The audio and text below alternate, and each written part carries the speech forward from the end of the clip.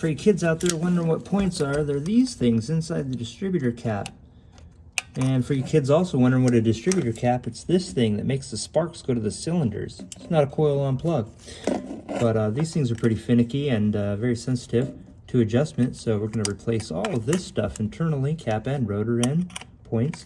And I already replaced the spark plugs on this engine. We're going to get it fired up.